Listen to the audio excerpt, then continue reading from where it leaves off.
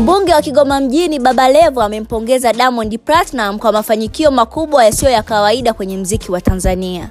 Amesema kuwa Diamond ni tunu kubwa kwa nchi yetu na kwa zaidi ya miaka 16 amekaa kileleni kwenye jukwaa la muziki. Jambo ambalo bado halijawahi kutokea na hakuna msanii mwingine aliyewahi kudumu kwenye nafasi ya kwanza kwa muziki kwa muda mrefu kiasi hiki. Baba Levo ametoa rai kwa wasanii wenzake wasishindane na Diamond Platnumz bali waungane naye. Amesema kuwa asilimia 90 ya wasanii walioshindana naye wamefilisika, jambo linalothibitisha kuwa mafanikio ya Diamond si bahati bali ni matokeo ya uwekezaji mkubwa na kazi ngumu. Baba Levo anasisitiza kwamba uwekezaji wa Diamond kwenye muziki ni mkubwa kiasi kwamba gharama ya wimbo mmoja inaweza kufungua maduka 27 ya Nifa.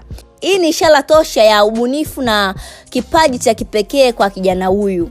Baba Levo anahitimisha kwa kusema, "Hongera Diamond Platnumz. Sisi kama viongozi wa umma tunajivunia kuwa na kijana mwenye kipaji kikubwa hapa nchini.